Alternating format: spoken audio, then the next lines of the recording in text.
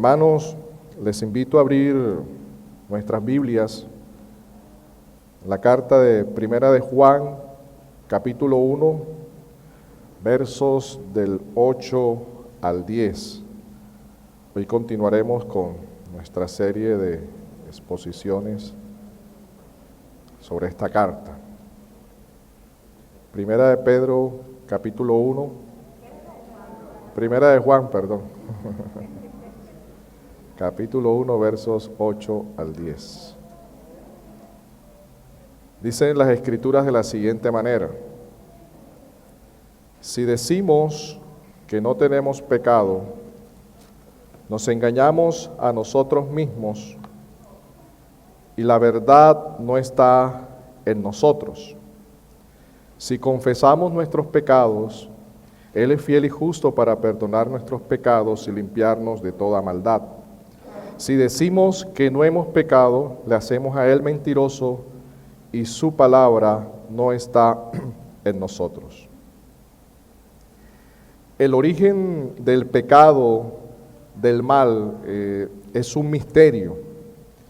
Y digo que es un misterio porque tiene, cierta manera, una explicación final que nosotros desconocemos, pero no Dios.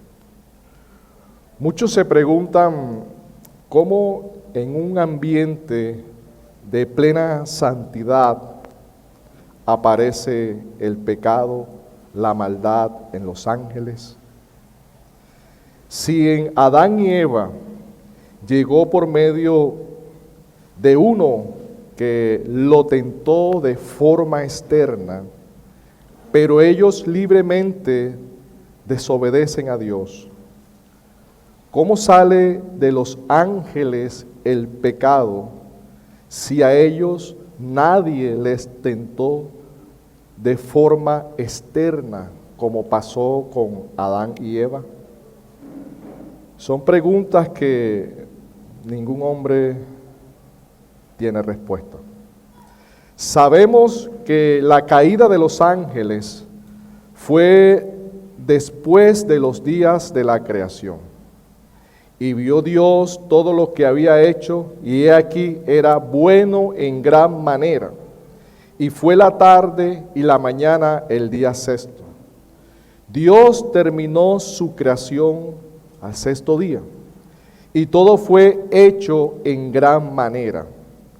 Hasta ahí no existía el pecado. Los ángeles fueron creados dentro de los 6 primeros días. Ellos son creación de Dios. Génesis 1:1 dice que en el principio Dios creó los cielos y la tierra.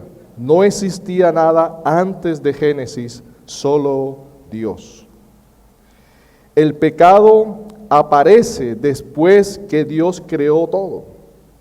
Eso descarta a Dios como el originador del mal. Los ángeles pecan después de los días de la creación. Pecan después de los 6 días. No sabemos cuánto tiempo pasó desde la culminación de la creación hasta el pecado en los ángeles.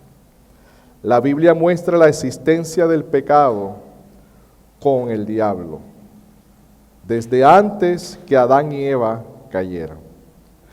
Adán y Eva reciben un mandato: no comer del árbol. Y posteriormente Satanás aparece diciendo: no moriréis y seréis como Dios.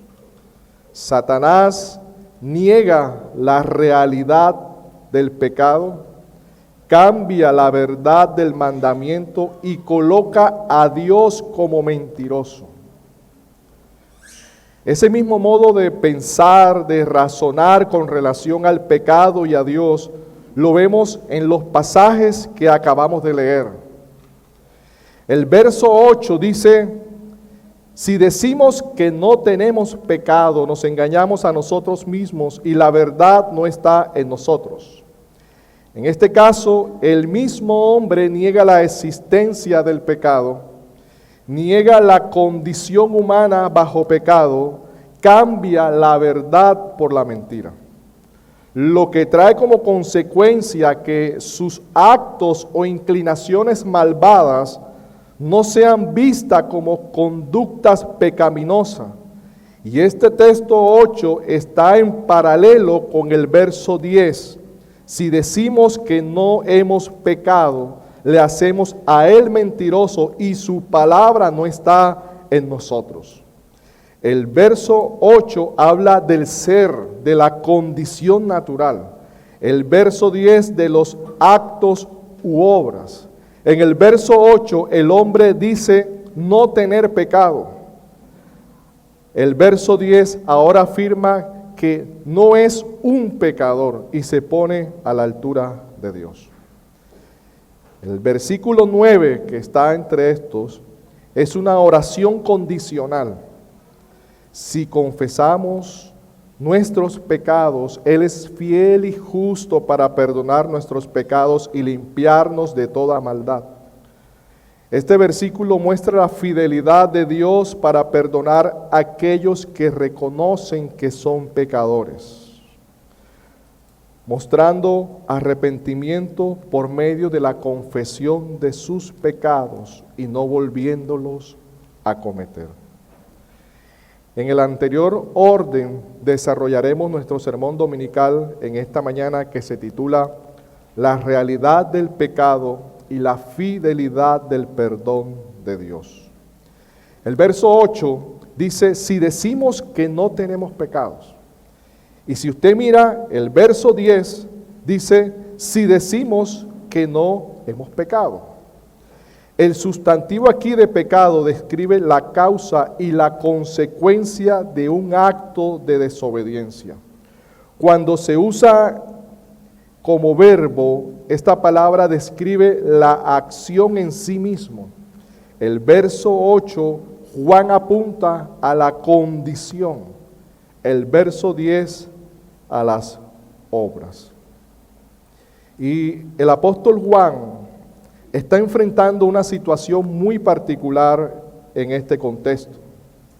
Y era que había comenzado a aparecer falsos maestros en medio de la iglesia que estaban negando el pecado. Colocaban al hombre en una condición no pecaminosa. Por lo tanto, no tenía una conciencia sana de sus actos que iban en contra de la ley de Dios. Juan está denunciando a hombres engañadores, maestros antinomianos que niegan el pecado, por consiguiente niegan la ley de Dios. A los que Juan escribe, todo aquel que comete pecado infringe también la ley, pues el pecado es infracción de la ley.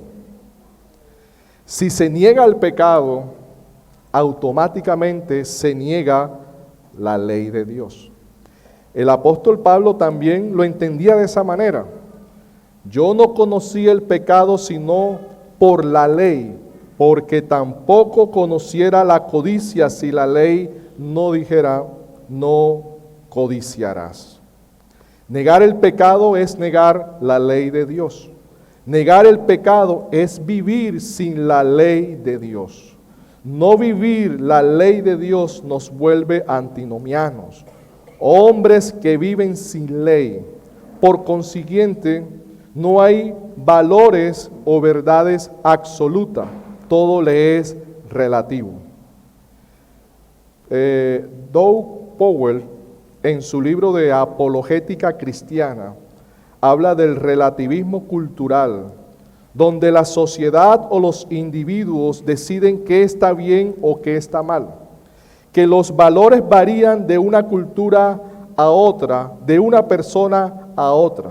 Esta corriente de pensamiento, dice él, muestra cómo cada cultura determina sus propios principios y valores, negando una moral objetiva y un único sistema que sea correcto. Ejemplo, en algunos países las leyes, o hay países donde las leyes aprueban o han legalizado el aborto. El aborto es legal en ciertos países y esto ha llevado a los hombres, a mujeres y hombres a no ver esto como un acto criminal. Por lo tanto, como las leyes lo respaldan, sus conciencias no se sienten delictivas, pecadoras, pero sabemos que el mandamiento de Dios dice: no matarás. Este relativismo cultural sostiene que si una pregunta tiene varias respuestas posibles, significa que no hay una respuesta correcta o una verdad objetiva. El pastor John MacArthur, con relación a su comentario a esta carta, dice que la gente hoy en día minimiza y redefine el pecado. La cultura popular se consuela afirmando que las personas son básicamente buenas y que cualquier cosa que puede estar mal no es realmente mala, sino tan solo una preferencia de libertad personal. En lugar de asumir la responsabilidad por su conducta, las personas exigen ser aceptadas como son. Reclasifican asuntos graves y de corazón como enfermedades y adicciones e intentan curarlos con medicamentos prescritos y psicoterapia. Pero debido a que no se trata con el pecado, que es la verdadera causa del problema, la sociedad va de mal en peor. Por lo tanto, el pecado está explicado en términos culturalmente aceptables. En muchos círculos académicos enseñan que la sociedad corrompe al hombre. En otros círculos teológicos han enseñado que el pecado no se hereda, que ningún bebé jamás ha nacido llevando la culpa de Adán. Nadie ha llevado la responsabilidad del pecado de Adán, excepto Adán mismo. Todo hombre nacido no tiene maldad alguna en su corazón. Sin embargo, de lo que ve, oye y aprende, va adquiriendo hábitos. Este tipo de pensamientos ya había sido denunciado en la Biblia. El proverbista escribió: hay generación limpia en su propia opinión. Proverbios 30:12. El hombre, hermanos, puede decir todo lo que quiera. Puede negar la existencia del pecado, puede negar la ley de Dios, puede negar a Dios mismo, pero nada de eso cambia la realidad del testimonio de las Escrituras. Y la realidad del testimonio de las Escrituras es que el hombre nace pecador. Las Escrituras enseñan la universalidad del pecado. Y tal como quizás muchos hemos leído en Romanos y en los Salmos, no hay nadie que haga el bien, ni siquiera uno, no hay justo ni aun uno, no hay quien busque a Dios. Todos los designios de los pensamientos del corazón del hombre es de continuo al mal. El hombre está muerto en sus delitos y pecados. Ese es el testimonio de las Escrituras. Y el salmista, en uno de sus escritos, reconoce la gran realidad de la raza caída o del hombre caído. Y él pudo escribir una de sus experiencias con relación cuando enfrentó el pecado. Él escribe: he aquí, en maldad he sido formado, y en pecado me concibió mi madre. El pecado, hermanos, no es un mal externo al hombre. No es algo que está en el ambiente. El problema es de la misma raíz del ser humano. Y la Biblia lo presenta como una metáfora del corazón corrompido, la misma naturaleza del ser humano. El mismo Señor dijo: porque de dentro Del mismo hombre, del mismo ser, del mismo corazón del hombre, salen los malos pensamientos, los adulterios, las fornicaciones, los homicidios, los hurtos, las avaricias, las maldades, el engaño, la lascivia, la envidia, la maledicencia, la soberbia, la insensatez. Todas estas maldades, dice el Señor, de dentro salen y contaminan al hombre. No es de afuera, es del mismo ser del hombre. El pecado no está fuera del hombre, el pecado está dentro del mismo hombre, dentro de nosotros mismos. Dice Santiago, ¿de dónde vienen las guerras y los pleitos entre vosotros? ¿No es de vuestras pasiones, las cuales combaten en nuestros miembros? Hermanos, cuando un cirujano abre el cuerpo humano, solo ve órganos, los pulmones, los riñones, el corazón, tejidos, carne, sangre, en nosotros cuando lo abre, etc. Él no ve el órgano dentro de nosotros llamado pecado. Aquí encontré el órgano del pecado. Él no lo ve. Él no ve los malos pensamientos pasando en ese momento por ese cuerpo abierto. Él no ve allí el deseo del adulterio, de la fornicación, de la avaricia, de la soberbia, de la insensatez. Solo ve órganos de carne. Él no ve el amor, no ve el temor, no ve el miedo, no ve la compasión. Eso no se ve a través de abrir el cuerpo y mirar por dentro lo que tiene el hombre. Pero todo el hombre en sí está en pecado. Desde sus mismos miembros, su cuerpo, hasta su ser espiritual intangible a la vista de los médicos cuando abren el cuerpo. El amor no se ve, pero el amor, hermano, es algo que está en nosotros. El odio no se ve. El miedo, el temor, no lo vemos. Es intangible a la vista del hombre, pero somos en todo carne, espíritu, y todo eso es uno solo y funciona en sí. Todo esto está presente desde que el hombre se encuentra en el vientre de la madre. El pecado de un hombre, hermanos, pasó a todos los hombres, lo que se conoce como el pecado original. No heredamos el pecado desde la procreación seminal de nuestros padres. Usted no es pecador porque sus padres lo engendraron a usted meramente en pecado. No somos pecadores solamente porque nací, porque mis padres eran pecadores. Esta era la visión realista de Agustín. Sino que el pecado de Adán afectó toda la humanidad.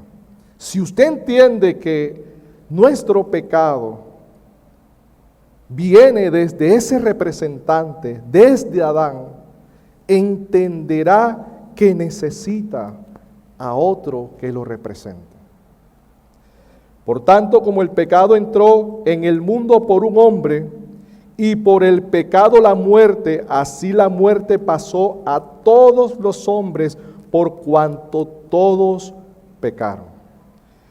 Explica Babin en su teología sistemática que el pecado que Adán cometió no se limitó solamente a su persona, continuó operando y a través de toda la raza humana, porque lo que leemos en el texto no es que por un hombre el pecado entró en una sola persona, sino al mundo. Todos los hombres mueren, no en sí mismo, sino en ¿quién? En Adán. La muerte suya es la condenación que Adán recibió allá, pero usted es responsable. Todos los hombres no mueren en sí mismos, sino en Adán. La culpa, y en este sentido la culpa significa el juicio o la sentencia que Dios como juez supremo pronuncia. La culpa de este que pecó se convirtió en un juicio que comprometió toda la raza humana. Ese es el testimonio de la palabra de Dios. El mundo está bajo pecado, bajo condena. Es culpable de pecado. Por lo tanto, necesitamos que otro nos ayude, que otro venga en nuestro auxilio, en nuestro socorro, que lo saque o que nos saque del pecado, de la culpa del primer representante, que en este caso fue Adán. Y hermanos, en este caso, ese representante que nos ayuda a salir de esa miseria en que se encuentra la raza humana es el Señor Jesucristo. Y Juan presenta una oración condicional para ser beneficiado de ese perdón por medio del Señor Jesucristo. Les invito a leer el verso 9 de nuestro texto base.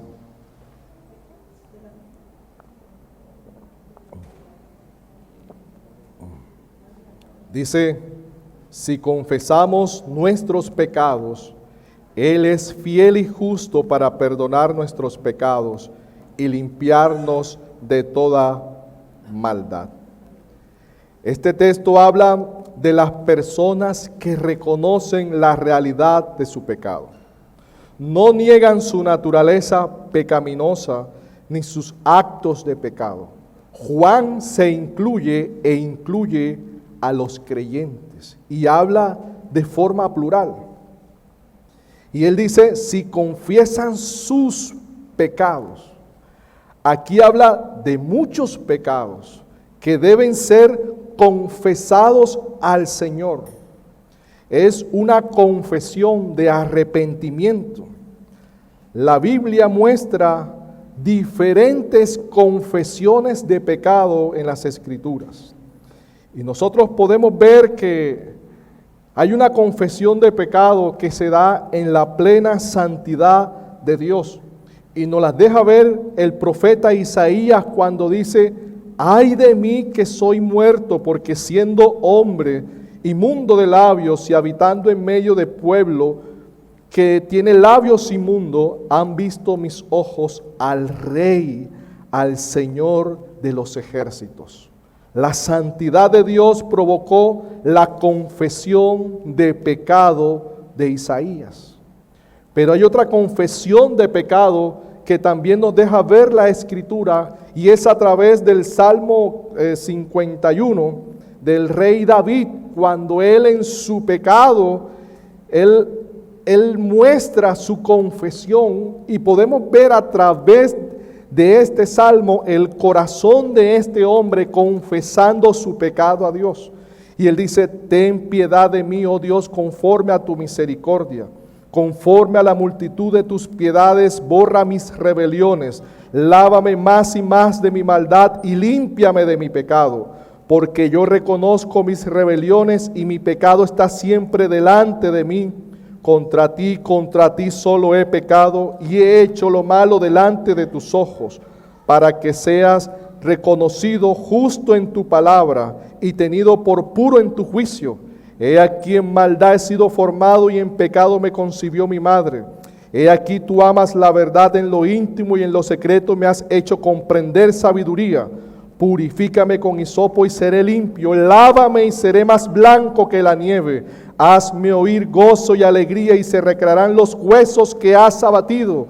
Esconde tu rostro de mis pecados y borra todas mis rebeliones. Dice el texto: si confesamos nuestros pecados. Esta es la parte condicional de la oración que señala nuestro reconocimiento del pecado. El arrepentimiento diario del pecado que nos lleva a una confesión continua. Tú te confiesas todos los días ante el Señor. No, es que la confesión es del catolicismo romano, cuando tú llegas allí al confesionario y está el cura y le dices, perdóname porque he hecho esto. Y hermano, y muchos de nosotros tenemos ese concepto que eso era malo. Hermano, nosotros todos los días tenemos que llegar ante el Señor en confesión de nuestros pecados, porque todos los días pecamos. Si usted y yo no reconocemos eso en nosotros, ¿sabe qué pasa? Estamos teniendo a Dios como mentiroso. ¿Confiesas todos los días tus pecados ante el Señor? Si tú no confiesas, o si nosotros no confesamos todos los días nuestros pecados ante el Señor, hermanos, estamos diciendo que nosotros no pecamos. Y es que nos gusta pecar y acumular pecado tras pecado, y como al tercer o cuarto día, Señor, perdona mis pecados. Todos los días, hermanos, todos los días tenemos que venir ante el Señor y pedirle perdón por nuestros pecados. El texto dice nuestros pecados, indica la multitud de nuestras transgresiones. ¿Cuántos de los que están aquí duran un día sin pecar? Ninguno. Pero llegas cuando se acaba la noche a la confesión de pecado ante el Señor, o solamente esperas los domingos venir aquí al momento de la confesión del pecado. Hermano, esta es la realidad a que el apóstol Juan quiere llevar también a estos hermanos. La única condición que Dios requiere para el perdón es que confesemos nuestros pecados y nos apartemos. Dios ya ha declarado, perdonaré su maldad y no recordaré más sus pecados. El primer verbo, perdonar, describe la acción de cancelar una deuda y restaurar al deudor. El segundo verbo, limpiar, se refiere a santificar al pecador perdonado, de modo tal que puede tener comunión con Dios. Por eso Juan hace el énfasis en que el creyente debe de apartarse de todo pecado. Mire lo que dice capítulo 3, verso 6 al 8 de esa carta.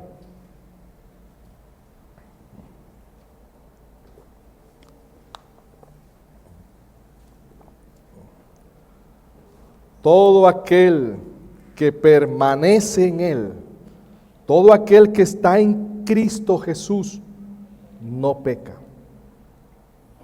Todo aquel que peca, no le ha visto, no le ha conocido. El que practica el pecado es de Dios. No, el que practica el pecado es del diablo, porque el diablo peca desde el principio. Los que hemos muerto al pecado, ¿cómo viviremos aún en él? Dice el apóstol Pablo también. Hermanos, muchos son amigos del pecado. Lo convidan a todas partes. El pecado se vuelve el mejor amigo del hombre. Y muchas veces entre los mismos cristianos, entre nosotros mismos. Le dan la mano al pecado, lo sacan a pasear, lo presentan públicamente, se lo llevan para el trabajo, para la casa, para la iglesia. Han perdido toda sensibilidad a pesar que supuestamente son creyentes. han aprendido, hermanos, a convivir con Él. No les incomoda. El pecado se ha vuelto algo normal en muchos creyentes, hermanos. Algo normal. Algo que le es indiferente. Algo que me da lo mismo. El Señor me perdona. Es más, hermano, con el día del Señor, muchos no les importa adorar al Señor sin tener ningún impedimento. No, yo me quiero quedar hoy en la casa, quiero ver la serie de Netflix, yo voy a ver por aquí todo lo demás. No es malo que me quede un domingo en mi casa reposando y compartiendo con mi familia, y una y otra y se vuelve sucesivo, y aprendemos a vivir con esa visión del día del Señor. Y eso comienza a volverse en pecado en nosotros, porque el Señor nos estableció su día, el día del Señor, para adorarle, para congregarnos, para venir a honrar su santo nombre. Mis hermanos, el pecado nos destruye. El pecado destruye al cristiano, hermano. El pecado es implacable. Te vuelve miserable, o nos vuelve miserable. Nos vuelve ciegos, insensibles. Te hace creer que estás bien con Dios. Te hace creer que eres un ángel de luz. Y vamos a ver que eres un ángel oscuro, hermano. Pero en realidad, ¿sabes qué? Muchas veces nos hemos vuelto amigos del diablo y enemigos de Dios. Muchas veces se juega con el pecado. A pesar de que profesamos ser creyentes, otros, peor todavía, conocen a Jesucristo, han amado más el pecado, entregando su vida por él, de tal manera que han dejado a Cristo y a su iglesia. Me llama la atención un texto que está en Hebreos 4, versos 1 y 2. Les invito a que lo leamos. Aquí está hablando del pueblo de Israel, de aquel que estuvo en el desierto, iba hacia la tierra prometida. Y el pueblo, y dice el escritor de Hebreos capítulo 4, versos 1, 2, temamos, dice él, temamos, tengamos temor. ¿Y saben por qué el escritor de Hebreos escribe esto? Pues no sea que permaneciendo aún la promesa de entrar en su reposo, algunos de vosotros parezca no haberlo alcanzado, porque también a nosotros se nos ha anunciado el Evangelio. Otras traducciones dicen las buenas nuevas, ¿como a quién? ¿Como a quién, hermanos? A los judíos se les anunció el Evangelio en el desierto. A ellos se les anunció las buenas nuevas. A ellos también se les anunció el Evangelio. Y sigue diciendo el texto, pero no les aprovechó el oír la palabra, por no ir acompañada de fe en los que la oyeron. El pueblo de Israel también le fue anunciado el Evangelio. Pero hermanos, no todos entraron al reposo de la tierra prometida. En el camino, muchos apostataron, fueron rebeldes y se perdieron. ¿Puede pasar eso en una iglesia, en un creyente, en un supuesto creyente, en un hermano? Sí. Sí puede pasar. ¿Se puede perder? Sí. No es que la salvación se pierda, pero Hay personas, como dijo el pastor Alexander en el sermón anterior, que fueron sembrados y la semilla duró un tiempo. ¿Y después qué? Desaparece el fruto. Hermanos, así como Adán, en todos murieron y están bajo pecado, ahora en Cristo, quien es ese segundo Adán, nos representó en su vida, muerte y resurrección. Él vivió la vida y nos dio la vida eterna que Adán no pudo darnos. Adán no perdió la vida eterna porque nunca la tuvo, por eso muere. Cristo nos da la vida eterna que Adán no pudo darnos. Él fue castigado en nuestro lugar. Fue nuestro sustituto en la justa ira de Dios.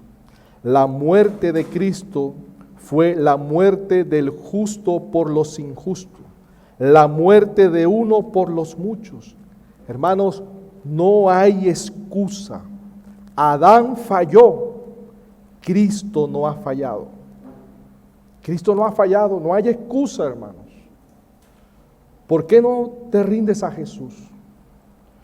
¿Por qué no correr ante Él y clamar por su perdón? Hermano, es que el problema, ¿sabes cuál es?